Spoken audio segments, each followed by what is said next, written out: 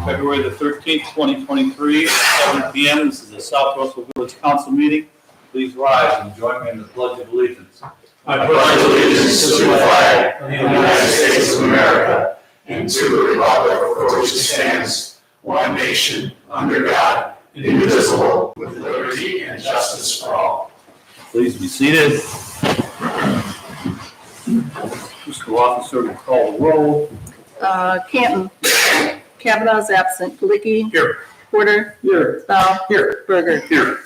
We have minutes from our January the 23rd regular council meeting. Any changes or adjustments in those minutes? Move to approve. Second. Moved and seconded. All those in favor say aye. Aye. Opposed? Minutes are passed. We have one visitor, Jordan Cantor. On the back of the agenda is the how we follow our communications. But basically, Jordan, you get 5 minutes. After 3 minutes, I'll stick up 2 fingers and say, hey, you got 2 minutes left.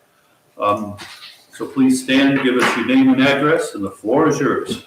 Thank you all for having me. I'm Jordan Cantor. My address is 36 Sugar Bush Lane, the street directly across from Gurney.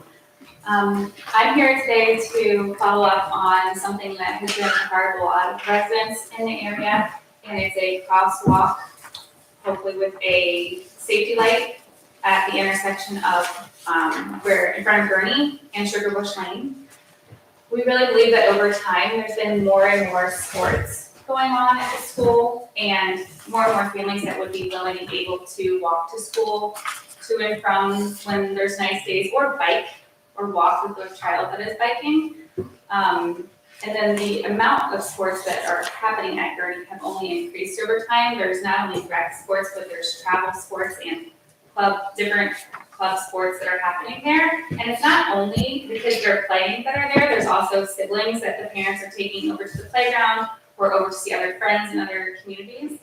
So the safety of being able to cross there is huge in the wellness and the empowerment of our children across the ages. And we really believe that it would benefit a lot of families. It's not just Sugar Bush Lane, we have 9 homes, Sugar and Lakes, Fox Run, and then all the houses that are along Bell. I also see the benefit of the safety based on how close the other entrances are to Bell. And with even like I have a teenager who needs to cross the street to bike into town. And I think there is, if you're biking into town, first he started biking just down to the playground before he was allowed to bike all the way to town. So being able to have more of a safety there as well. I do think a crosswalk with a light, like how is in front of River Run Park, would be, I think that would work. I know that there would take some time for drivers to get used to it and have some traffic flow mitigation to help the awareness. And I know that there's some other stipulations that would need to be added as well to make sure it's safe for blind or just that area. If it needs to be a little wider, I'm not sure if all of those precautions that would be necessary, but I do believe right there would be really impactful for a lot of people.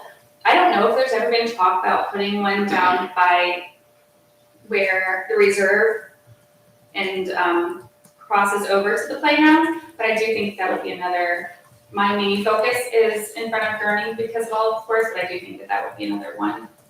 I have talked to a lot of friends, from people that have kids that are school aged to grandparents that are in Sugar and Lakes in those areas. So I do know that there's a large amount of support. And if this is something that we can push forward, I'd be happy to get that support and the comments on paper in a very pleasant way, not in an upward kind of way, but just so people can see the exact ways and uses of all of those residents that would actually use it. So that's all I have. Okay. I didn't even get a time warning on that. Plenty of time left. Comments from council? Chief, I think that, this resident has addressed the safety committee, and your thoughts, would be appreciated. She did address the safety committee, and she did bring us up to speed on the additional events at Gurney School. We were under the impression at the first swipe that this was during school hours. There are a number of events throughout the summer months where a crosswalk with some illumination could be beneficial.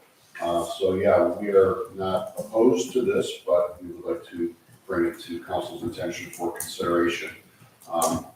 And again, also, we do have a lot of residents crossing the road at that secondary location she mentioned as well, off of Alderwood Trail, crossing over into our park. We do have increased pedestrian foot traffic. It's not a bad idea, and I think it would also help us maintain what we've already accomplished this past year with pedestrian safety with AAA. If we get ourselves involved in a project like this, this could only do things to improve the safety of pedestrians. So the safety committee, I believe, felt pretty strongly about this, that this was a reasonable request, and we were looking to put it in front of council. And did you want to extrapolate a little bit about, one of the examples being on 44 there? Sure. A similar crosswalk is located at the Maple Highlands Trail in Chardon, where Bass Lake Tavern was. So when a pedestrian walks up to the crosswalk, they push a button, and a set of LED lights, yellow, amber LED lights, begin to flash, and they're on a timer for maybe about 30 seconds. So it gives the person the opportunity to cross the road on the yellow flashing. Now, that's not an indication for cars to stop, it's just for them to be aware. I watched cars drive through that as a pedestrian was waiting to cross the road. So cars, need to get used to something like this. So there is that issue, getting voters advised and up to speed on the issue. I also like to note that when we initially put the Gurnee school zone flashers in, a couple of years later, I installed an amber light to the rear of each one of those school flashers, and we got a lot of good positive feedback that helped improve the school zone visibility. Again, a couple extra LED lights and some signage may not be a bad idea. Chief, if you would reflect a little bit upon pedestrian etiquette when it comes to crosswalks. Of course, automobiles go right through it at times, but if the pedestrian is in the crosswalk, They have to then the stop. car's supposed to stop. Chief, from a finance perspective, any guess as to cost? No, we haven't dug into that yet. That's one of the things we wanted to see what council's, opinion was. If they decided, hey, we want to take a look at this, we can certainly start looking at costs. My guess is it's going to be approximately the same as a school zone flasher, maybe a little less extravagant than what we have now. So I'm not sure if anybody was involved in that process in this council. I think it was It's been many years. for some reason, 20,000, I think that was. That's what sticks So in my head. my estimate would be not 20,000, it would be considerably less because of the, Okay. it would be more of an automated system instead of having circuitry inside each one of the controllers where you've got to set schedules up and things like that. We wouldn't need that. Okay, so how do we go about, from a finance perspective, how do we find out I can do what the that. dollars are? I can Okay, do that. so then safety can present that at the next, or at a future council meeting for consideration with some dollars behind it, and then we can see how that fits into the budget. How about April the 10th, looking at, we look at the exact location, maybe even paint it a little bit, so we can maybe see where it would go. Gives us time to get the financing together. Do we need anybody's permission to do that? I think the only thing we would need to do is, if we are going to put a sidewalk approach, which I believe we're going to need some sort of an approach to the crosswalk, maybe, I don't know, Eric may know the answer to this, but we need, maybe 5 to 8 feet of sidewalk, because we don't have sidewalks. Do we need an approach to put the ADA? I don't know if we do or not. Okay. Because we don't have sidewalks, I'm never a fan of putting a sidewalk in that just terminates and goes to nowhere. Because that presents its own safety issue. If you've got limited visibility or a pedestrian with, limited sight abilities, sees that, okay, here's, there's a detectable warning surface, I'm crossing the road, here's where I go, and then the sidewalk just ends. That can present its own. And as far as permission goes, I think a majority of the project would be within our right of way. So I think all of it would be within our right. Yeah, I really don't see anything going beyond the right of way at this point. Jordan, you were going to say something? Well, I was actually going to be asking about what you already brought up, but my other question is only if on the sides of the street, there is enough room to bike or walk, but there is some unpaved area. I'm just wondering if that would be helpful to just give a little bit more leeway to bikes right there, or just, At the crossing, like, no, just flare out and, like where Sugar Lakes would walk over okay. to cross, that area where there's a Guardrail. guardrail, Oh, it doesn't go okay, all the way over. right. It seems like it would be a small expense to pave that small area, but it, just in walking on that, like, I usually agree go like with you. single file lane, like, with my Why don't- kids reading it. Why I like don't we, go right up to the guardrail. Tim Alders, our street commissioner, why don't you two get together and look and see exactly where she's talking about?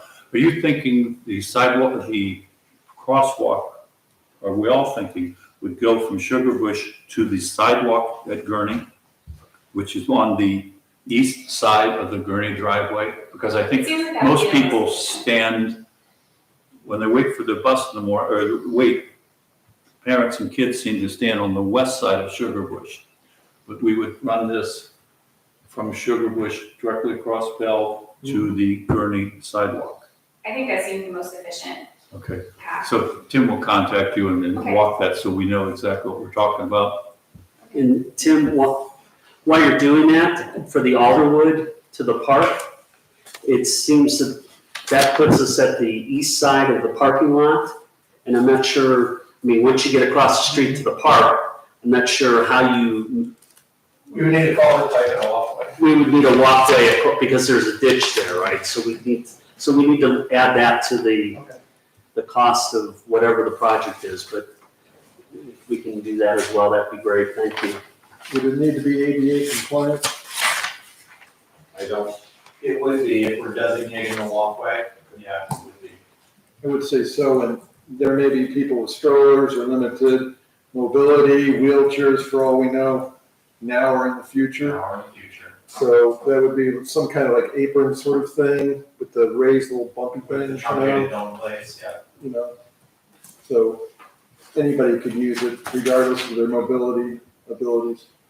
Yeah, and that doesn't Maybe add. 20K. Not a lot. That doesn't add a lot. It doesn't, but in planning it out, to bear it in mind, because I imagine the street department could do the painting of the crosswalk. We would hire it out and we'll do the rest. Yeah, I can run. Oh, yeah. Guys would do it. I really do appreciate the consideration of this, and I really feel that it will enhance the community and those assets that we have that people are really donating their time and money to have, and for our community to be able to use it more, so thank you all for your time. All right, I put you down for April the 10th. Any other comments? By then, we should know, well, safety, we'll make the presentation with the street department. And again, Tim will get in touch with you. Okay, thank you all. Thank you. Thank you, Jordan. Have a good Thank rest you. of All your right, meeting. you too. Good night. Though you're welcome to stay. Thank you. She says that she has. We're at the mayor's report. The signs that Chagrin Falls are able to do, to run across the road, we're not allowed to do that anymore for our fall festival because we're using First Energy. So Tim is working with the Soil and Water. They're giving us signs for Trash Day, Shredding Day. We probably can also use them to announce Trash Days coming up and these yard sales coming up. And the Squawks is working to get ads in the local papers, and it'll be in the newsletter, so we're moving along. Second thing, Moreland Hills has come up with, they have a green commission, and they're asking the 6 communities that make up the Chagrin Falls schools, Chagrin Falls Township, Bentleyville, Moreland Hills, Hunting Valley, and South Russell, to each give $500 to start a fund a program that helps with the Chagrin Falls School to improve environmental practices. So this is something that we just got. I will pass this on to Ruth and Jerry for the property committee to take a look at and think about. Somewhere in some of the papers we piled in front of you were my comments for the upcoming newsletter, and I kind of listed the things we talked about, stormwater.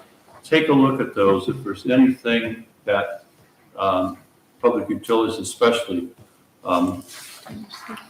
didn't want or wants something added, please let me know. And also, I've been talking with Ruth. We have listed the ideas that we're thinking about for the 100th birthday. She'll be back on the 27th and have more details, but we need to get some things finalized. Just talking to Ruth Griswold today and, trying to finalize the date when we could have the birthday party and have to reserve the pavilion. So we're getting that stuff organized. So take a look at that. If there are any changes or corrections, let us know. Cities and villages, do you all get cities and villages? No. Okay, this is from the Ohio Municipal League. They have a section in there dealing with the Supreme Court ruling about conduct in executive sessions. I'll pass that around. You can take a look. Also coming is Geauga Growth Partners. They do a nice thing on Geauga businesses. They're featuring Chardon this time. Solicitor, I had wanted you to make a presentation about the guide for the council minutes, but let's wait till have a meeting when we don't have so much on the agenda. I haven't forgotten yet. All right. That's it from the mayor's report. Questions of the mayor? All right, fiscal officer, floor is yours. The one thing I wanted to bring up is the yard sale that you mentioned. So we're trying to put together the article for the newsletter and also for the newspaper. And so we didn't know exactly how we're advertising it and how involved the village is going to be. So doing research on other communities, some communities, they have to, those who are going to sell have to register in the community. We would put together a map to tell them who's all doing it. It seemed like the easiest thing to do would be in the instructions, just tell the people, put balloon on your mailbox if you're going to participate, and then ask every HOA to put a balloon on their entrance to their neighborhood because some HOAs don't allow it. So does that sound like a reasonable approach? Because trying to get everyone registered is going to be a lot of work for somebody. So we could just go with the balloon idea. They register and then what? Well, they would register, and what they do in other communities, you register, and then they prepare a map that's distributed on the website or whatever, and then you know what houses are participating. Somebody would have to take the registration, someone else would have, do. So we just thought the balloon would be the easiest thing, and since we heard that some communities don't allow it, then maybe they will, if we put it right at the entrance of the neighborhoods, sounded like the message. Okay, so we're asking individuals and homeowners to put out a balloon. On their mailbox. Green, that'd be green. How about pitch black? Okay, so that's how we'll do that. Then in your packets, there was also information from NOCCA, which is the Northeast Ohio City Council Association. So right now there's the Township Association, which some members have been busy with, and that's good, but townships don't run like villages and cities. So NOACA, we are eligible, we are allowed to have membership with them. It's for cities and villages. But the fee for that is $400 a year for all elected officials or $75 for each member. So I don't know, their membership started in January. So I don't know if that's something you want to do or as a whole, individually. They do have meetings that I gave you the details in that sheet. So maybe if you look it over and then we can decide at the next meeting what you want to do. And that's all Northeast Ohio? Yeah, all Northeast Ohio, so these communities, it was on the flyer, like Lorraine, Cuyahoga, Geauga. So, Chris, basically, that's where the money is NOACA. well, this isn't NOACA, this is NOCCA. NOACA is the other, this is just similar to Geauga Township Association. This is for cities and villages to get together, and when something comes up for cities and villages, like legislation, different things, then you would work with the group of people who understand that. My mistake. Okay, so if you could look it over and decide at the next meeting. Just want you all to know that all departments turned in their inventory sheets, which are required to be submitted every January. So last year was our first year doing it, so this year everybody got them turned in on time. And then my other question was for the April, I think you said the 18th, Mayor, for a stormwater meeting. Is that going to be a special council meeting for Sunshine? Yeah, we should. Is that the Meadowbrook walkthrough? No, Maverick walkthrough is the 14th. The 18th was the one who was talking about all the stormwater questions and everything. Oh, okay. Yeah, so that's all the new stuff I had. I don't know if anybody had questions from my report. Looks like income tax continues to Continues exceed to, expectations. yes, and did you see too, this, it's exceeded the state? Yeah. Theirs is up too, so it's good news. I just get a little worried, what if, what if there's a fluke or something? But, yeah, so we're doing, I mean, they're up again, so this month, so. Just with that in mind, when just talking about the chart, last year, 8 different months, we had record highs. I don't know if that's going to continue this year, but it's impressive. This past year was also a record. What was 500? We're up. Right. On the NIMS training, do you want to talk about that and what we're required to do? I checked with our colleagues and I can't find, none of them are doing it. So we're looking into how it's required of us to get trained. So that'll be coming your way. Finance Committee. Thank you, Mayor. So the first issue is a motion to acknowledge receipt and review of the credit card report of February 15th, 2023. Second. Moved and seconded. Any discussion? All those in favor say aye. Aye. Opposed, motion passes. Thank you. Okay, on Friday, the fiscal officer and I had a Zoom conference call with Rob Beglin, Beglin. He is a member of PEP, which is the Public Entities Pool for Insurance. And tonight at your desk, you received a short little table that shows you where our insurance costs have been since 2015 for the village. And you'll notice that in 2018, when we moved to PEP as the pool, that the number dropped significantly, and then it's dropped and then gone up, and now it's gone up a little bit. We had the conversation on Friday specifically to ask the question, are we properly insured, and are we using deductibles appropriately to get the best advantage? What's the risk reward? The short answer is that the way this has been quoted from PEP through, and it's USI is the insurance company, the underwriter. The way it's been quoted is based on historical usage. We do have a plan that they have enacted that they come regularly to reevaluate property and values and what have you. Essentially, we have a $5 million insurance policy. That's the cap on it, is at $5 million. There are very few deductibles throughout. There's a multitude of schedules. I'm happy to provide that to you, but most of them have zero deductible, so they're first dollar coverage. Okay, so there are a few that do have deductibles, but the point being that after a half-hour review and a couple of questions, our insurance premiums went up $75, I think was the number. I think so. Over last year, which was by far and away the exception to the rule. in an insurance market that is tightening, that the prices are going up significantly. So Rob felt very comfortable that we were doing the right things, that we were adequately insured for us as a village.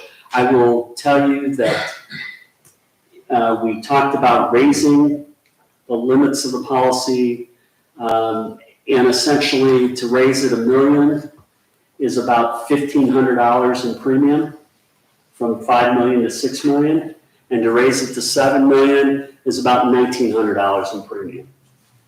Okay, so I think the fiscal officer, I hope I can speak for you, we thought that we were properly covered and that there wasn't a need for additional insurance, but if someone in council is feeling that a belt and suspenders is appropriate, those are the numbers that we talked about.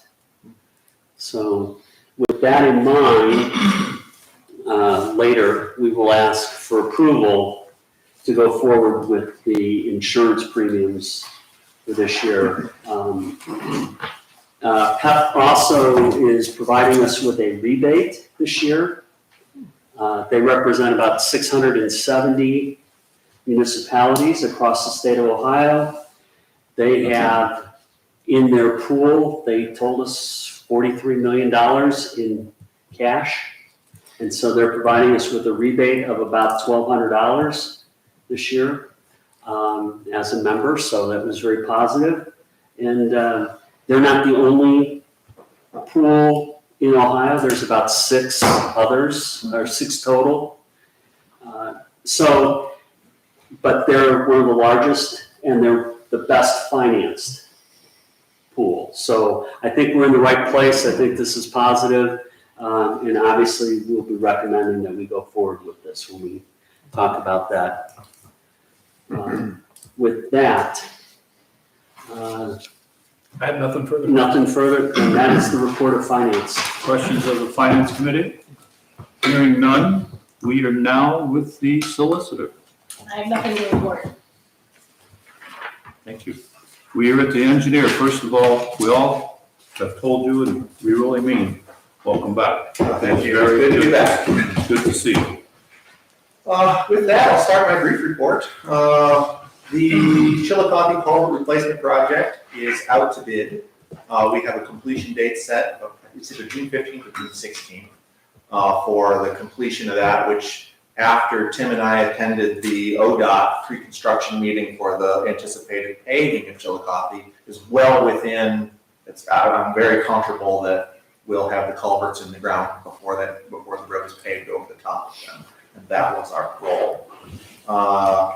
Road related, working on finishing up, I'll have to Streets Committee this week, actually, the updated rankings and the 5-year look-ahead estimate updates for the road program. So at our next Streets Committee meeting, we'll have some decisions to make.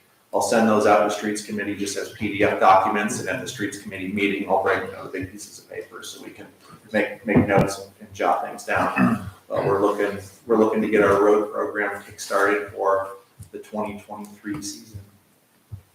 Unless there's questions, that's all I've got. Eric, one question. In your absence, questions been asked, but I don't know if we got a valid answer or an answer. But question about the signal lights. Oh, yeah. Are we getting into extremis with funding there for project completion? That was something that came up in one of our other committee meetings. And, are we in danger there? From my vantage point now, no. We have a funding completion extension until December 31st of this year. I'm working with the contractor, Param Electric, to get some invoicing rolling for stored materials and materials purchased.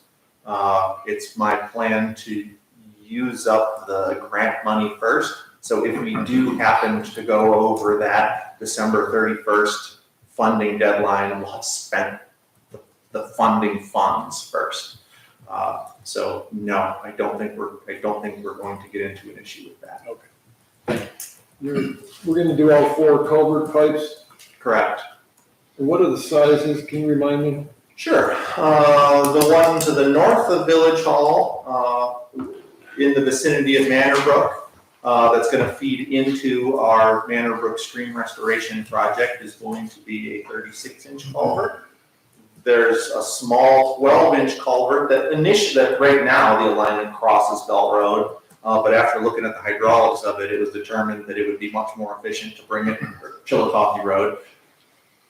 It would be much more efficient to bring it south across Bell rather than west across Chillicothe. So that's just 12-inch culvert. We're replacing, keeping the size the same. It doesn't need to be any bigger. So that water will wind up in the collection area for the central retention basin? No, it actually flows to the west along Bell Road. It goes to the same place it did before. It's just there's a pinch point further down to the west. If we kept it on the north side of Bell, bringing it to the south side removes that restriction. Okay. There's a 30-inch culvert that's being replaced, or we're installing a new 30-inch culvert in place of a 15-inch culvert, which is the outlet for the central retention basin. That includes an outlet control structure that keeps a 15-inch restrictor plate in place so that water can't go through any faster than a 15-inch, which is currently in the ground, will allow, unless it gets to the point where it's going to breach the road, and then we'll utilize the full bore of that 30-inch pipe. Okay. Then there's a 24-inch pipe that's being replaced at the south village limits over by Shearbrook that goes across the road. It's in poor condition. We're upsizing a size and replacing that, and that will help eliminate the breach of the road in that area. And I think we should look at expanding the capabilities of our retention on the east side of Chillicothe in that area in the future. Eric, you'd mentioned at our last streets meeting that the salt dome plans to consider would be available by last Wednesday. Oh yeah, I have the site plan. Okay. I'll forward that site plan to the Streets Committee. Thank you. So we can talk about that intelligently at the next meeting as well. I'll send it along when I send the PCI and the 5-year look ahead estimates this week. So you'll have the site plan. That'd be great. Thank you so much. Questions of our engineer? Eric, the Lantern South entrance is what probably has a 12-inch culvert. It runs, should we talk to them to enlarge it? I'm thinking of the water that's coming from the Family Life Center, sits in that grassy area. I'm thinking of, no, I don't want to enlarge that culvert. That helps to kind of retain water in that low grassy area. If anything, I'd look to increase the storage in that low grassy area that the Lantern's not using in the future. That's kind of what I alluded to about maybe expanding retention capabilities over there. They've got a wet spot that they can't do anything with. It's not super conducive to storage, but we can certainly squeeze more out of it than we have by default right now. Question for Public Utilities. Could we move up Public Utilities Committee now? Get that out of the way and then let him go home? Oh, I can stay. I don't mind staying. Well, I've committed the evening. Yeah, that's fine. Let's do public utilities right now. all right, we'll do Public Utility. No other questions of our engineer? We'll do Public Utilities Committee. Thanks. Okay, Public Utilities met, you have minutes from 2 meetings, extensive minutes with a complete discussion of virtually every community inside the village, and stormwater impact was the primary conversation. One of the things that we have talked to the engineer about, and we want to make council aware that we are, as a committee, we are considering putting together a format, if you will, that evaluates the lakes and ponds in the village in terms of their importance if something fails, the number of residents affected. Something along the lines of what we do for roads with the PCI index, and creating a methodology where we can identify what are the most important water storage areas in the village and what we would do to help maintain their structure. And that is ill-defined in terms of what the village may decide they want to do. But we think the exercise of going through and establishing what the priorities are would be valuable to future consideration of what we do regarding stormwater. So we make council aware of that tonight. The only other comment I have is after the stormwater meeting that we had with the community, issues were raised regarding septic tanks, and I, on behalf of Public Utilities, want to say we reached out to Councilman Canton and the building department, and they've gotten involved and done some research, and we appreciate all of your good efforts to try to move that issue along. Thank you, and we plan on making an announcement in the very, very near future, like in 10 minutes. Okay, we'll wait for that. And that's all from Public Utilities unless there are questions.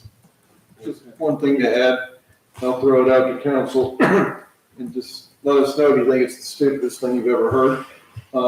We're discussing the possibility of putting a solar array either in the detention pond or across the street from what used to be the rental house property. And this is an idea at this point. A lot depends on what does it cost, what's the payback period, and can we find other people's money to finance it in whole or in part. NOPEC has a grant, community grant for energy efficiency. It's like $16,000. And this might be a project that could benefit from some NOPEC money. But it's in the earliest stages. But if you think it's dumb as hell to put an electrical system in a retention pond, just from your experience, please let us know. But the engineers indicated that these arrays are typically 8 feet tall, so they would not be subject to shorting out because, the detention pond fills up. And it's better than putting it on roofs, easier to service. I presume you can get better sunlight tracking with ground-based systems. That's beyond my area of expertise, but I suspect you will It seems become quite reasonable. expert in this area fairly soon. if that initiative gets some traction and moves forward, you can count on it. Does anybody at CT consult on this? No, I really searched around, like, do we have what I was really looking for is someone that I could lean on to do like an energy audit for the village, like what are your energy needs, when are your peak energy draw times? I don't have anyone in-house that I can lean on to do that. I got some names of a couple of firms that do that sort of work, but that's something that would be farmed out. CT has nobody currently on staff that is an expert at energy audits and energy sizing of panels, sizing storage. I can't help you in-house, but I can point you to some people that can. That's all I have. Anything else for the public utilities? Chris, I do have two things. You had Madru Park down because that's at the end of Country Estates, yep. We talked to Jaga Park District, John Orris. He recommended we talk to Kamala Shale.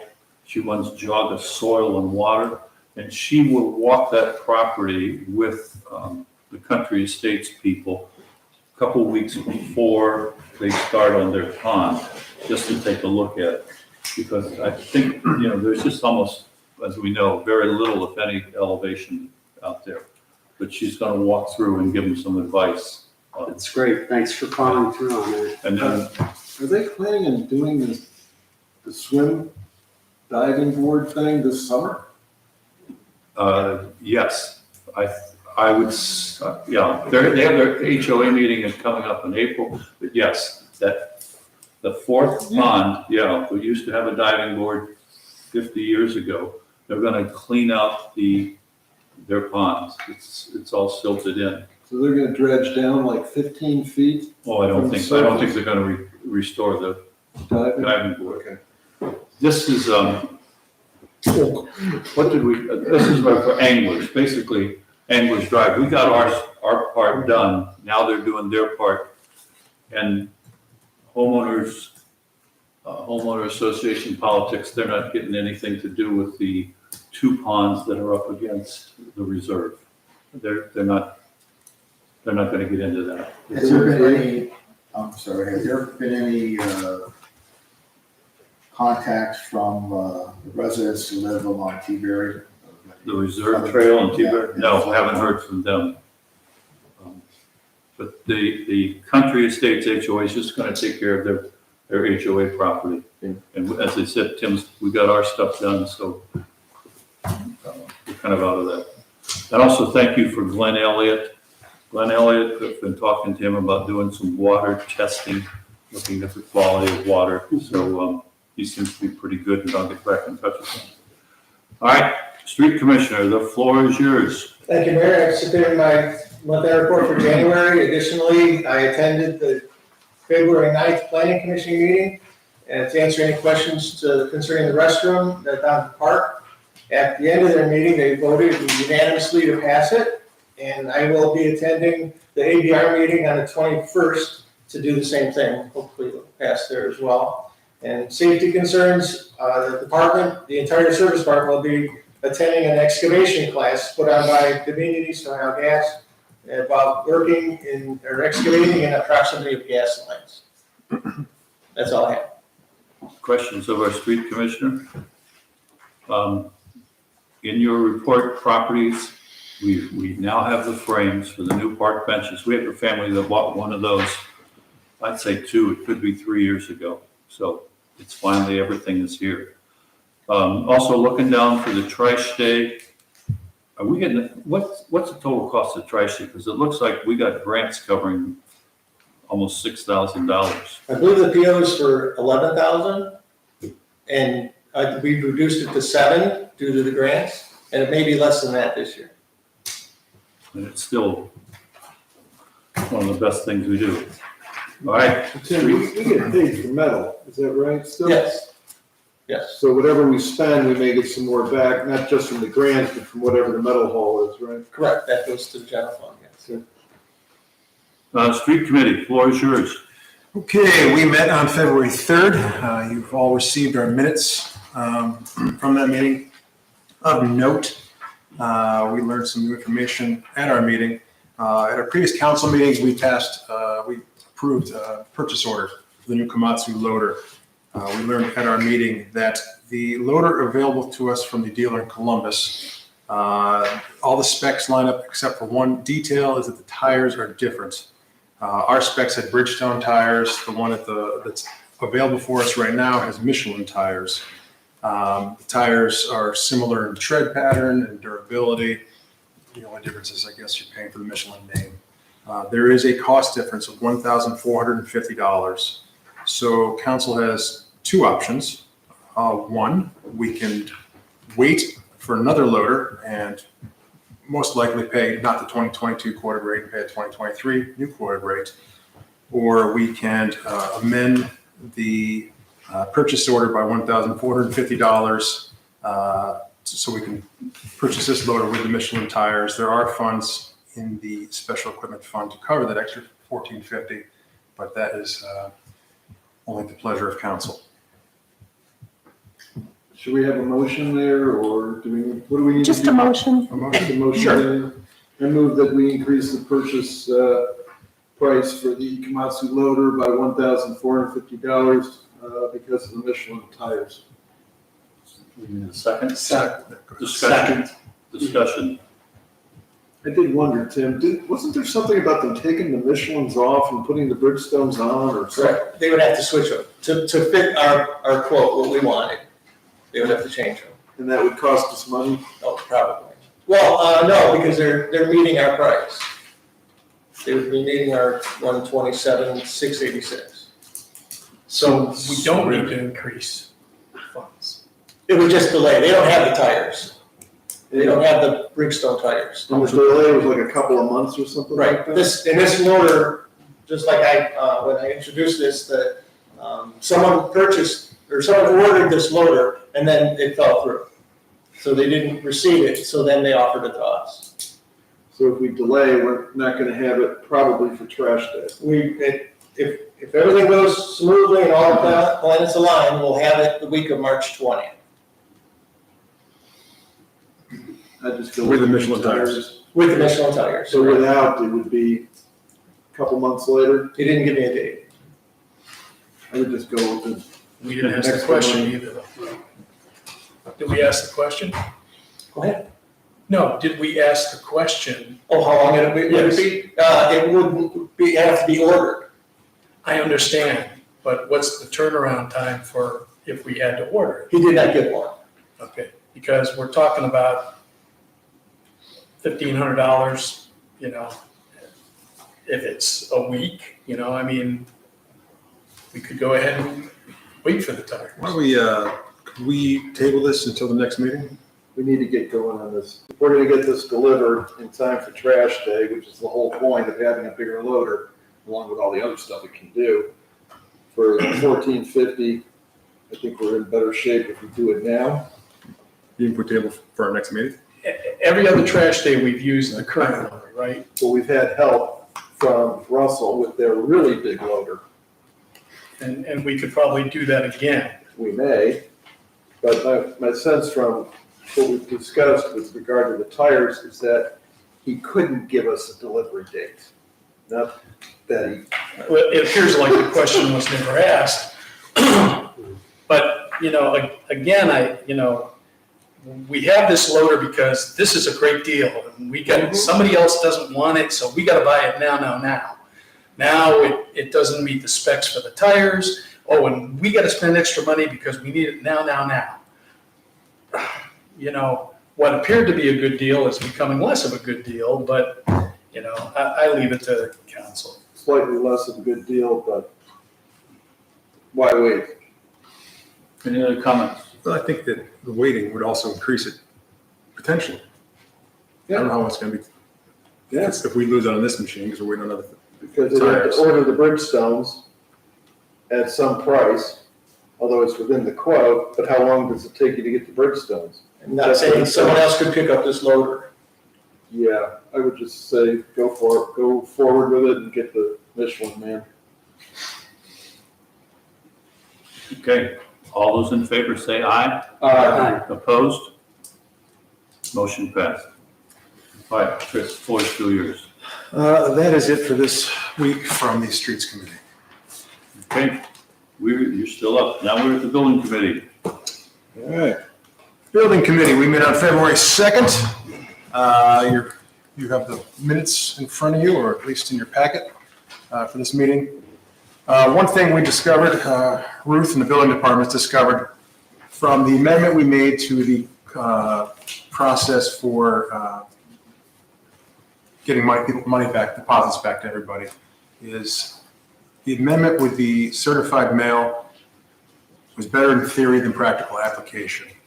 And so there are instances when either the certified mail receipt doesn't come to us, the person refuses to accept it, or there's no date on it. And that was causing some issues with how the legislation was written last year. So Ruth worked with the solicitor to make some amendments that I think are pretty, again, very practical, and I'm hoping this works out in the application a little better this time. I think it gives Ruth a few more options as far as receiving the certified mail, and also gives an option for sending a regular mail piece as well, and putting a timestamp on that as far as how long it's till return, of 20 days. Good. Thank you, Solicitor. Another note, I was not at the special meeting. I was out of town that we had for stormwater. It's my understanding that some talk came up about concerns about septic issues, potentially even over from the Lake Louise neighborhood. I'm going to call on Councilman Canton to give his report on that. Okay, thank you very much, Councilman Bell. January 17th, we had the special council meeting for stormwater. And one of our constituents from Paw Paw Lake was very concerned about not only silt, but also the possibility, well, there was found inorganic matter in the pond, and I believe also on the lake. We're talking E. coli here? E. coli? I believe that's what you said, right? So, whenever a constituent comes to us and there's a concern concerning such a subject, it's important to find out what the cause is. Now, I did some research and I spoke to a real estate agent. I also spoke with an individual at the Jogga County Health Department. And that prior to July 1st of 2022, Jogga County had one of the most stringent septic tank regulations that you can find anywhere in the state of Ohio. Not anymore. As of July 1st of 2022, if you are a seller or a buyer of a home, there's no need to have the septic tank inspected. Now, with that in mind, I understood that there was a home on Louise Drive that was vacant for about a year and a half. And it was bought on July 6th of 2022. So I said, well, maybe, just maybe, the challenge might be coming from this property. We don't know, but perhaps. So I asked Dave Hostevar, and you also went with Dave, right? Correct. Okay, and checked out the property, and it was discovered that there's a drainage pipe that connects 4 or 5 of those houses. The subsurface drain system they have for Lake Louise, Right, and then it goes to Paw Paw Lake Pond, right? eventually, yes. Okay, and the liquid coming out of it, there was no solid matter, is that correct? It was clear. It was clear, but that doesn't necessarily mean Correct. that there's nothing wrong with it, correct? And that's the reason why throughout the village, we're going to be taking a look at the quality of septic systems and also water testing, 25 locations across the village. Now, the individual who came here from Paw Paw Lake, I had the liberty of messaging her to tell her the situation. And I did mention the owner's name and address of that particular home, and that's something I shouldn't have done, and I apologize for that. Okay. But, like I mentioned, whenever someone comes to us and there's a concern concerning possibilities of inorganic matter in their neighborhood, it's something we have to check, and that's exactly what we're going to do. But it seems awfully strange that why would the county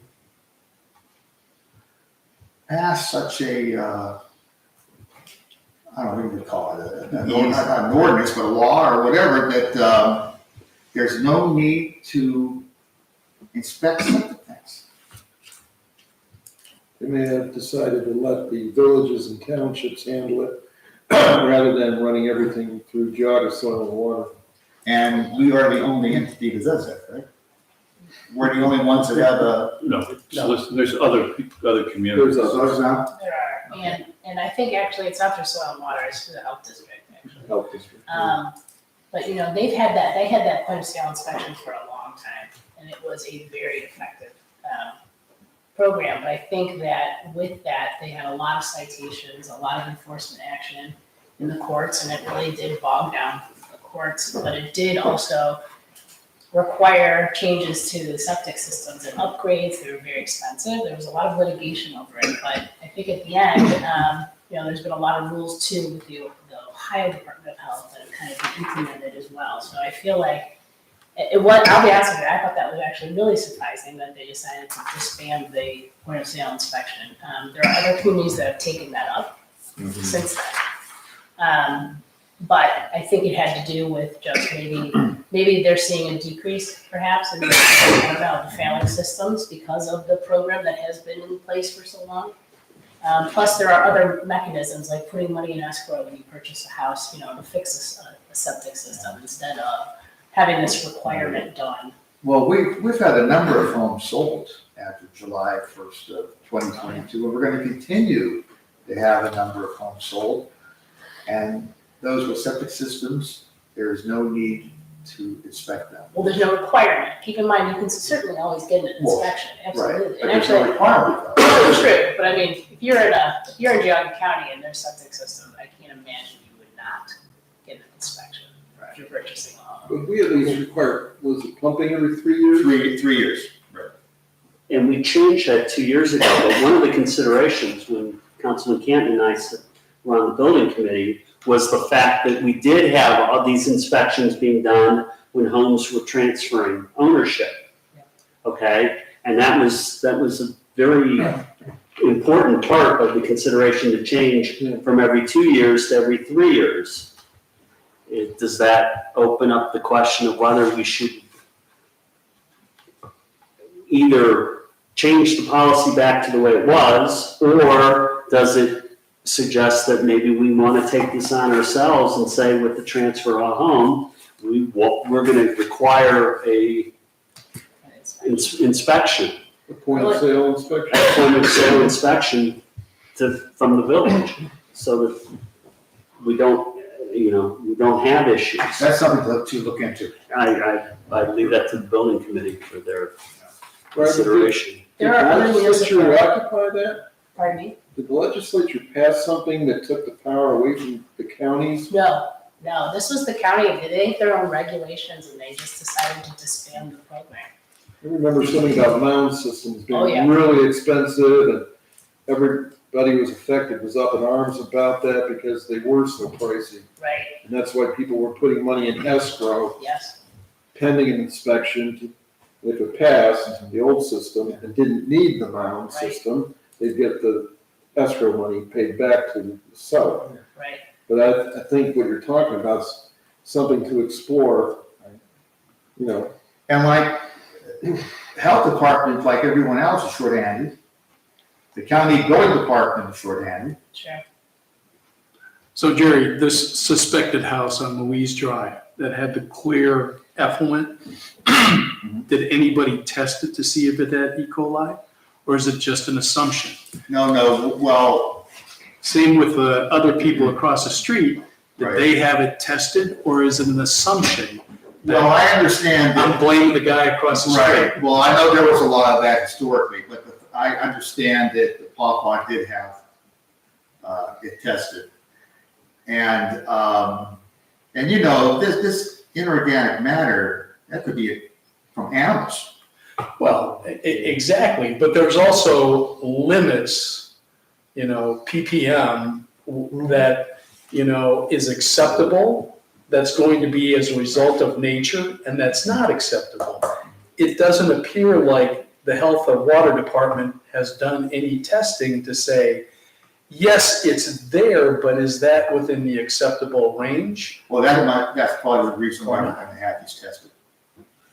We are not gonna have. We're going to. Okay, and I would recommend that, and I'm surprised that we didn't ask already, because that would at least clarify, Right. it's your fault, no, it's your fault. Well, I believe there was some talk during the special meeting we had on the 17th that we were going to be testing, hopefully by summer. I believe. Can I ask who's doing the testing? Probably haven't decided, but it probably will be Glenn Elliott, Oh, okay. Who- runs a side business who well-respected gentleman.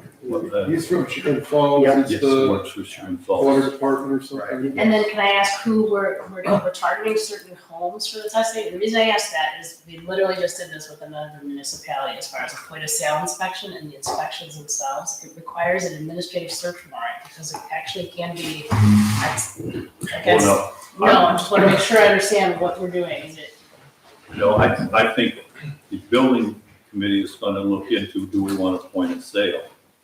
right, either way, even if you have a point of sale, I wonder if that actually is one of the reasons why the county disbanded the project. Because, you could come to the house and say, listen, we need to inspect your system, and they can say no. And if they say no, then yes, we have to go get a search warrant. What if we can test that effluent in the public right of way? That's different, for sure. I think the common drain that we've got over on Louise Drive is in the right of way. And there would be no dye test or anything that you would need to do from I don't know, the actual property owner. Maybe, yeah. Can I suggest, maybe we test that, and if we find a problem, If we can, then we have to test in take right the of next way, step, yes. Test that, and we know that, okay, there's 11 homes tied into this point, then if we detect the problem, Yeah, take the next step and try to determine which house or homes are the offending properties. Well, Brian, this is also potentially a nuisance. It can be, yes. But I'm just saying that truly there's federal case law that just came out that is very on point about these point of sale inspections. Even the inspections that a city would have for building code violations and things like that, truly is, if they refuse the inspection, you can't make them do it. You have to go get an administrative search warrant. It's actually an unreasonable search and seizure. It's a constitutional issue. Like Shaker Heights does point of sale inspections, but I'm telling you. they let it be known, if you don't get our certificate and you sell that house, bad things are going to happen to the new owner. Correct. So there's usually there's an encouragement for the two, Yeah. purchaser and the, whatever, and the seller to actually work together and create a fund to, to have them do these repairs, but. Okay, these the inspections, building's but I'm gonna just- look into this? Apparently. Congratulations. Go for it, Chairman. We're back to the septic. All right, now, a couple comments if I may. The idea that we would go to 25 locations is just my idea. Talking to Glenn Elliott, I think he'll come up with different ideas. Thought is we'll put it in the newsletter saying if you want your water tested, send an email in, and then we would pick where we're gonna go. There would be letters sent out ahead of time to these people, say you've been picked, and we're gonna be there at Saturday at 8 a.m. or something, because this person has to get in. What we may be looking for is the water coming right out of your well before it goes into any Connecticut's cleaning system, so that we could look at the water coming out of the wells. And also, we would look at surface water. That could be, okay, let's get the water that's going into this lake, and let's look at the water coming out of that lake, to try to get a feeling for what is going on. Now, when I say that, though, I think we would want to be very careful with the results, because all it will take is, the village is getting ready to put in sewers, and we have scars to prove it. What is the purpose of well water testing? To just see different areas with the water and what we have with the water. It's kind of a help with the water. We have water quantity. I'd like to know what kind of quality we have in different areas throughout the village. Because And it would be done along with looking at surface water. I know with point of sales, well water is still tested. So, again, the issue appears to be the allegation that one development, one lake community is blaming another community for fecal matter contamination of their recreational lake, which has nothing to do with well water, but has to do with septic systems and effluent either seeping out of broken vaults or leach fields that are already overflowing but that would be readily apparent to a visual inspection.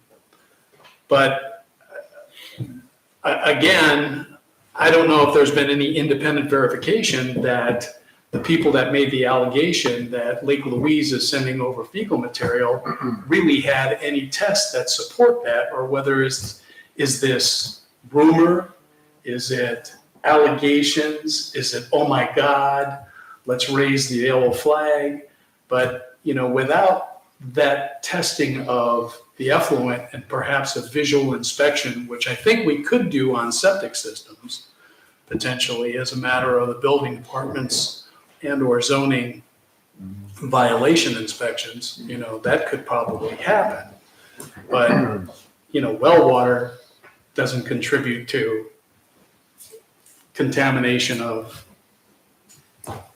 anything like septic systems, So I don't know what value added well water is unless you're just concerned about, water quality throughout the village. But they're two separate issues. One other comment on this, in watching this old house, which I do more and more, they had one of the segments on septic systems, and the man said, you maintain it 8 to 10 years, you won't have to clean it. I hope nobody hears that. One other thing, the results that you get from these inspections, I think that the homeowner should know that, could there be possible enforcement action that the village might take if in fact there is something wrong and with respect to surface water? Or I just want to make sure, because they might be signing up for this and then they realize, oh my gosh, there's an issue and now I'm going to get cited. No, I think we want to go very slowly as to how we handle this. I don't want the panic of, I'm going to get cited, I got to get septics they're coming after, or, Right. We got to be very careful. But we have to bear in mind, if we do this testing and there are results, it's a public record. Always, absolutely.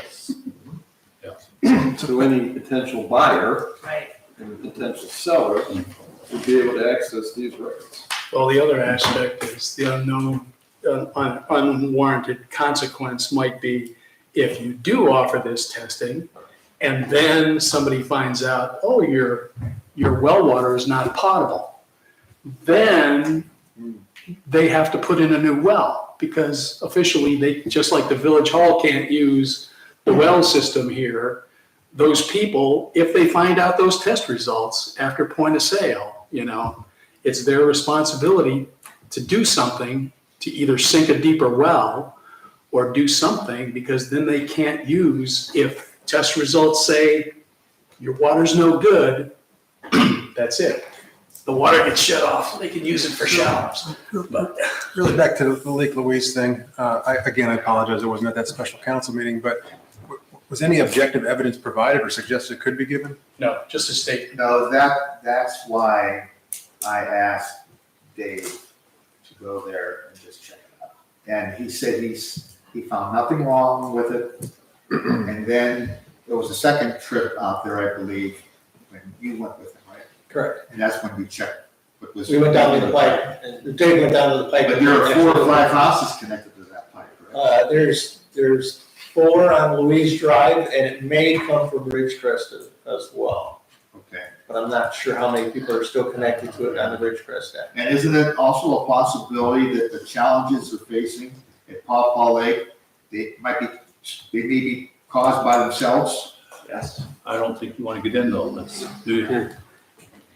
But by opening the door to water testing, we de facto are. And, maybe that's an issue that should have been deferred back to Paw Paw and Lake Louise to say, I think you guys ought to do some independent testing of your own. And we were told at the meeting that Paw Paw Lake had done testing. Yeah. They've gotten Aqueduct involved. So there should be documentation somewhere that they can provide to us to tell us, what their problem is. And so we should ask for that. Okay, anything else for the building committee? That is it. Thank you. Asking at the next building committee meeting, we have 3 wonderful people have been coming to planning commission meetings probably for 6 months. They're seeking, and I've told them we're seeking an alternate or two for the planning commission. And we'll talk about how we select of these 3 people who have been diligently coming to planning commission, how we go about. We have ordinance to allow for 1. I don't know that we maybe want to have 2 to be selected to be the alternate. At the last planning commission meeting, I was not there and the leader was not there, so they were down to 3 people. And it'd be nice to have maybe a couple alternates who could sit in. And the issue with planning commission has been that they get educated, that they know and get a feel for what's going on and how it can go about it. Next thing, dealing with building, I want to also bring this up with HOAs. We created an HOA master list of all the homeowners associations, sent it out, got a lot of information. But you need, so it got information if people are interested in helping with the 100th birthday. So the master list has really helped.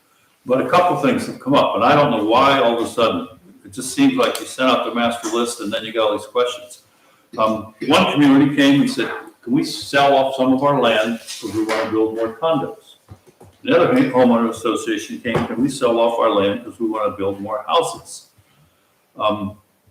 They basically wanted to sell off the green space. They said, no, you can't, because luckily back in the day, certain neighborhoods, whatever your size, you have to have a certain amount of green space. The other thing that came up, there have been, and there always have been, and probably always will be, internal issues on some of the HOAs, and they asked if we would get involved, and I said no. I don't want to go near that situation. And the last question, which I didn't know but found out, they are not required to have homeowners associations. The one, I don't know what their issue was, but they did have a question about that. So I want to talk about those 2 things at the next building committee meeting, if that's okay. Okay, nothing more. We're at the police chief. Chief, Thank you, the floor Mayor. is yours. I submitted a month-end report, and on the last page of the month-end report, I've noted some upcoming community events. One is, which is the Charity Car Show on Sunday, August 6th. And on behalf of the Police Association, I would like to request permission to use Village Campus on that day, Sunday, August 6th. Okay. Safety, do we have a motion? I'll make a motion that the police department, on August 6th, did you say? Yes. Be able to utilize our campus for their activity, for their event. Second. Moved and seconded, discussion? You're gonna have an agreement between the association and the village, indemnity, all that stuff like we did before Yes. in advance? We'll have all that done. Okay. All those in favor say aye. Aye. Opposed, motion passed. Thank you. Next item up, the IT contract with CBD. Danielle and I are of the opinion that we need to re-engage with CBD for IT services. The police department is going to be moving to a new software here, probably sometime in May. And the amount of IT work behind the scenes is going to be extraordinary, which I don't think I'll be able to handle on my own.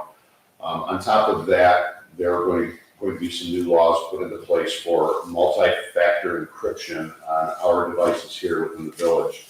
So I think it's in our best interest to go to an outside source. CBD's got a good reputation for their IT services, and they can help us with all of the above.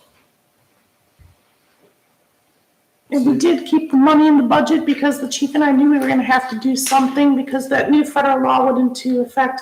It doesn't affect us right now, but it will within the next few years, and it's all kinds of federal regulations about authentication and then cloud storage. There's a lot coming in the next couple of years, and it's well beyond my scope, but it is beyond his scope. Yeah, and on top of that, we need to be prepared for that because our insurance company is looking at how we're protecting our system. So I believe with going back to CBD for our IT services, we can accomplish all of those.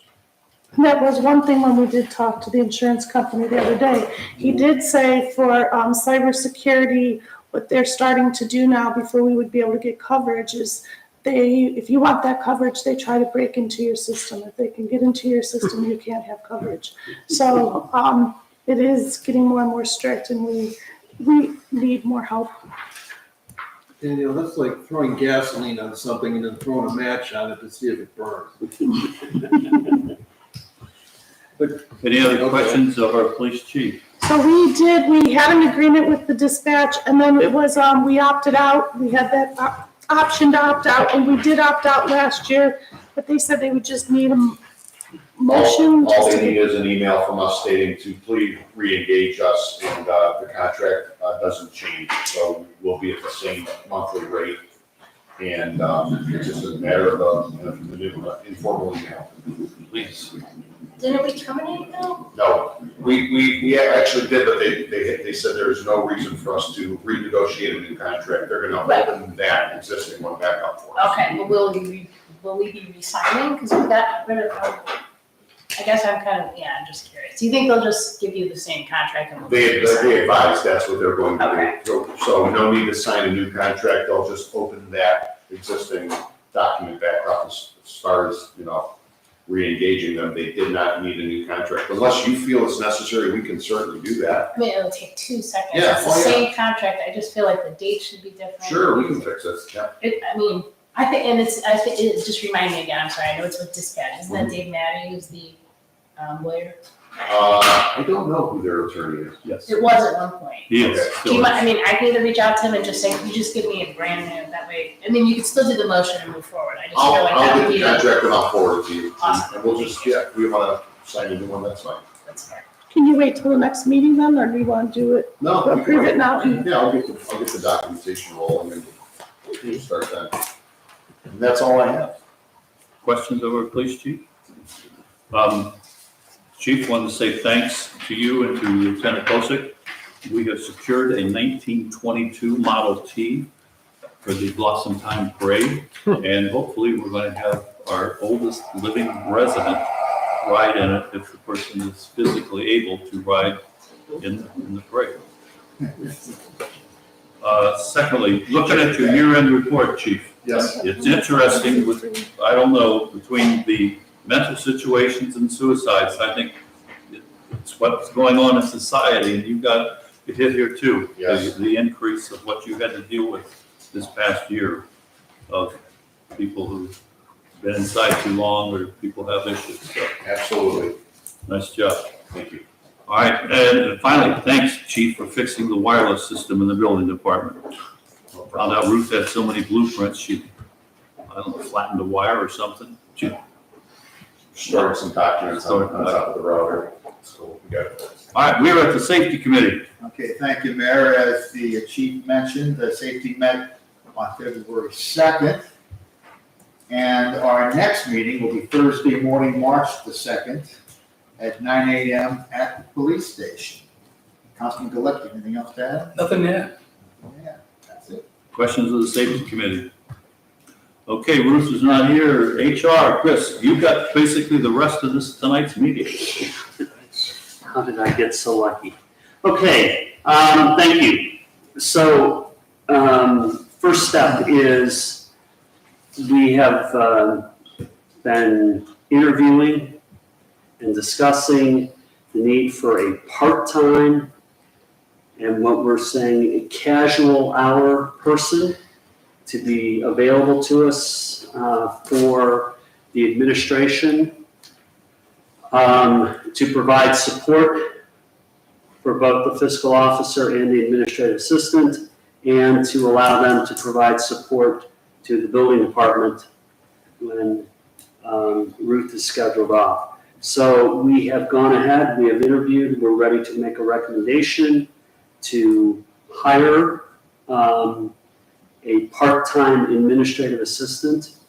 And Danielle, help me because her name escapes me at the moment. Deborah Lackey. Thank you.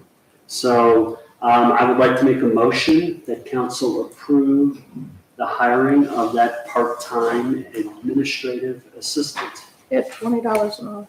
Second. What was that, 20? $20 an hour. Been moved and seconded, discussion? Is this a mayor appointment or a council appointment or something?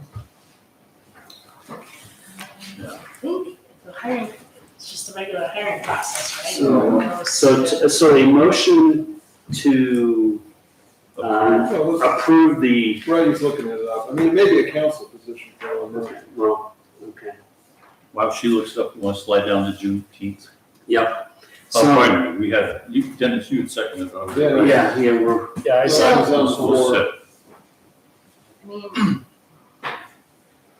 there's no department head but the committee, right? So once the candidate's selected and agreed to by the mayor and committee, agree on a starting salary, confirm the budget with the finance committee, conduct the, yeah, I mean, you obtain council approval at an open meeting.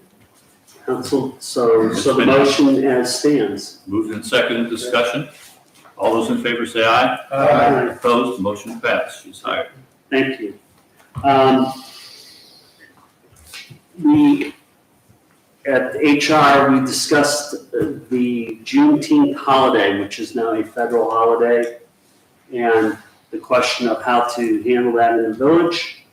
And it is the recommendation of the HR committee that we add Juneteenth as a holiday for all village employees. Been moved. and So seconded. make a motion to accept Oh, I'm sorry. Juneteenth as a, wait, we actually, Well, there's we legislation. have legislation, but we can make the motion here and say to accept Juneteenth as a village holiday and add it to the schedule. so solicitor, question, if I have a spouse who's a village employee that benefits from getting an additional holiday, do I have to recuse myself? No, you don't. It applies to all employees. Okay. Second. Been moved and seconded, discussion. All those in favor? Whoop, What day is Juneteenth? June Does it 19th. slide or does No. it, is it June one 19th, same day? day every year. June 19th every year. And if it falls, Emancipation of slaves in Texas, the Yes. last state in the union. It's, so Saturday, Sunday, it rolls to the following Monday? Yeah. Okay. no, Saturday it goes to Friday, Uh, but Sunday it rolls to Monday. Correct. Just like other holidays. Yeah, just like the other holidays. Okay. Yeah, it's All moved. right, It's been moved and seconded. All those in favor say aye. Aye. Opposed? Motion passed. thank you. Okay, just a word of explanation on the handbook, because there will be an ordinance coming forward. We have parts of our handbook that are included in the ordinances of the village. And so it makes it cumbersome that every time we need to amend the handbook, we need to amend the ordinances as well. And so in discussion with the solicitor, and correct me if I'm wrong, our goal here is to amend section 252 of the ordinances to say that we have a handbook and that the handbook exists and is as amended from time to time by council. And therefore, we can do that without having to amend the ordinances every time we amend the handbook. So I hope I've said that clearly. You did, yes. And so I'm just making you aware that will be coming to you here momentarily. All right. And that's all we have from HR. Questions of the HR committee? One question on what you just said, Chris, here, with this upcoming ordinance. If you've got an old ordinance on the book, would the handbook supersede an old ordinance? No, so what we have in our employee handbook, actually, one of the very first pages says that the codified ordinances and/or ORC trumps the handbook. So, does that mean we still have to amend ordinances? Yes, we still do. So what we're trying to do then won't necessarily, No. See, I think you've got it in the reverse. The employee handbook does not trump ORC or the codified right, ordinances. but isn't that what we said that we're proposing? No, we are changing, so the codified ordinances have very specific, and actually only certain, they're kind of cherry picked. Some of the vacations, holidays, and it's not consistent with what's in our handbook. Okay, We need it to be consistent. And the way to do that, I think, is to get rid of that whole chapter in the codified ordinances and simply have one section that just refers to the adopted employee handbook that's, on file at the village, the village hall with the village fiscal officer, and it's, as amended from time to time. okay. Then you go through the sections of the employee handbook by ordinance to amend, if you're going to amend those sections. So for instance, the holiday section, we first have to get rid of chapter 252, right, from the codified ordinances, then we amend the holiday section in the employee handbook. They were Okay. not consistent, there's an issue there. Right, so, and I recognize the need for consistency, but eventually the process will take a look at existing ordinance, which may be in contradiction to the handbook, and will amend those or get rid of them? No, so there's an entire chapter in the codified ordinances, we are getting rid of the entire chapter. Okay, got it. And replacing it with one section. Right, that just says, go to the handbook, it's. Go to the handbook, and the handbook, Adopted. and the handbook controls. Thanks for the clarification. No. Good question. Okay. All those in favor? No, we don't do anything now. Oh, that's right, We're gonna okay. do it, we're gonna do it in Right. resolutions. Hey, it's getting near my bedtime. Yep, mine too. Anything else for the HR committee? Moving on, Ruth is not here for the property, so Jerry's taking that over. Okay, thank you, Mayor. For quite a few years now, building is met and safety is met on the very first Thursday of every month. And Ruth and I would like to have, while we're in property, to have property meet that same day, the very first Thursday of every month, here at the hall at 10 a.m., if that's possible. Okay. So that will be our next meeting. That's all I have. Okay, a couple comments on property. First of all, looking into the bank that is for sale, I wanted to get that information. And it is not for sale. Just to let you know, the owners are leasing it for $25 a square foot. I don't have any idea if that's a good or bad, but for those people who keep wondering, is the bank for sale? No, it's there's a lease for $25 a square foot.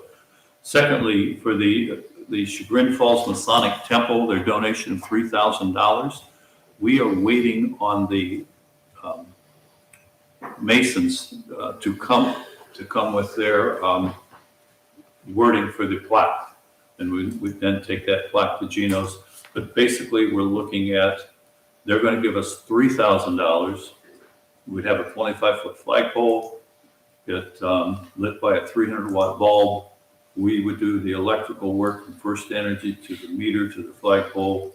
They would have a bench, and there would be a walkway from the parking lot to the northeast area towards the flagpole. We looked at solar, just to let you know, solar.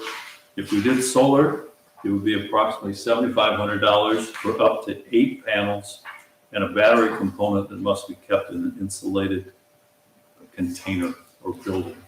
So we'll get that squared away. We will probably have the flagpole, bench, and walkway in long before we get electrical power, if I'm correct. And secondly, again, thanks to the street commissioner who attended the planning commissioner's meeting and got the park restroom approved. All right, we did public utilities. Mr. Berger, I think you got almost all of these. Almost, not everything. Like to introduce and consider for adoption an ordinance employing USI Midwest LLC as an insurance agent for the village of South Russell and declaring an emergency and waive further readings. Second. Roll call. Canton. Aye. Glicky. Aye. Porter. Aye. Bell. Aye. Berger. Aye, motion to adopt. Second. Canton. Aye. Glicky. Aye. Porter. Aye. Bell. Aye. Berger. Aye. Ordinance passed. Next one. Introduce and consider for adoption an ordinance authorizing the 2023 property and casualty insurance program with Public Entities Pool of Ohio, declaring an emergency and waive further readings. Second. I would recommend, I don't think we have 4 eligible council members to vote for this tonight. For property and casualty insurance? It's insurance. It's This is insurance. just insurance. Never mind. It's near your bedtime. Second stand. It is. Third one, yeah. Okay, it's been moved and seconded. Roll call. Canton. Aye. Glicky. Aye. Porter. Aye. Bell. Aye. Berger. I move to adopt. Second. Canton. Aye. Glicky. Aye. Porter. Aye. Bell. Aye. Berger. Aye. Ordinance passed. Mr. Porter will take the next one. This is the one. This is. Wait, this is the one we can't do because we don't have. You can introduce it, but Yeah, just Introduce it. first reading. Yeah, first reading, yep. I'd like to introduce and consider for adoption an ordinance approving amendment number 1 to the contract agreement between Chagrin River Watershed Partners, Inc. and South Russell Village for the South Russell Village Manor Brook Stream Restoration Project, authorizing the mayor to execute amendment number 1 and declaring an emergency. First reading. Okay, we are now back to Introduce and consider for adoption an ordinance amending chapter 252 of the Village of South Russell's codified ordinances to reference the employee handbook as amended from time to time, which is on file with the village fiscal officer, declaring an emergency and waive further readings. Second. roll call. Canton. Aye. Glicky. Aye. Porter. Aye. Bell. Aye. Berger. Aye, move to adopt. Second. Canton. Aye. Glicky. Aye. Porter. Aye. Bell. Aye. Berger. Aye. Ordinance passed. Introduce an ordinance amending the holidays section of the Village of South Russell's employee handbook and declaring an emergency, waive further readings. This is in reference to Juneteenth. Need a second, roll call. Canton. Aye. Glicky. Aye. Porter. Aye. Bell. Aye. Berger. Aye, move to adopt. Second. Canton. Aye. Glicky. Aye. Porter. Aye. Bell. Aye. Berger. Aye. Ordinance passed. Now you're the finance man.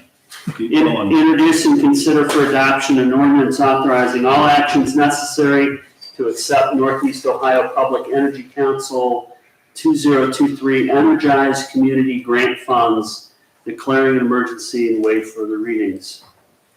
Second. Roll call. Canton. Aye. Glicky. Aye. Porter. Aye. Bell. Aye. Berger. Aye, move to adopt. Second. Canton. Aye. Glicky. Aye. Porter. Aye. Bell. Aye. Berger. Aye. Ordinance passed. Introduce and consider for adoption an ordinance authorizing the fiscal officer to apply for and accept NOPAC grant funds for the 2023 Community Event Sponsorship Program on behalf of the Village of South Russell, declaring an emergency and waive further readings. Need a second, Second. roll call. Canton. Aye. Glicky. Aye. Porter. Aye. Bell. Aye. Berger. Aye, move to adopt. Second. Canton. Aye. Glicky. Aye. Porter. Aye. Bell. Aye. Berger. Ordinance passed. Introduce an ordinance requesting the county auditor to certify to the taxing authority the total tax valuation of the subdivision and the dollar amount of revenue that would be generated by a specified number of mills, declaring an emergency and waive further readings. Second. Roll call. Canton. Aye. Glicky. Aye. Porter. Aye. Bell. Aye. Berger. Aye, move to adopt. Second.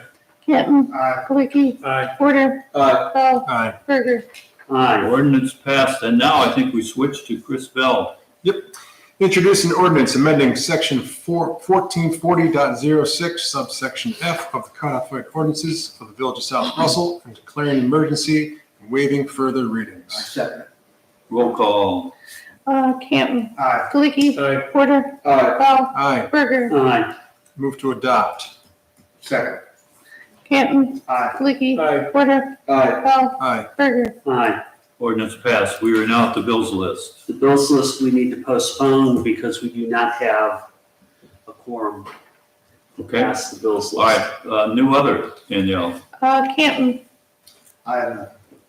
Glicky. None. Porter. Is Streets and Public Utilities going to meet the first Friday of March? It is scheduled. Regularly scheduled first That's, Friday? that's when it's scheduled, yep, at 9 o'clock. I don't know, Mark, are you suggesting that we invite Streets to that meeting? No, I'm just Oh. making sure I have my schedule correct. Oh, Streets is before public Yeah. utilities, I'm sorry. Yes. 7:30, right? Yeah. So March 3rd at 7:30 for Streets, Yep. 9 o'clock for Public Utilities. Yes. Okay, thank you. Thank you. Is that all you That's have? all. Bell, you wanna? Yeah, this is an HR issue, so I'm really not super comfortable talking about it, not out of executive session, but since we are conduits to the residents, I felt it was necessary for me to at least share some of the unsolicited feedback I've received from residents about their displeasure about the release of Sergeant Kimball. That's all. Berger, None. that Okay, is everybody. Jerry, floor is yours.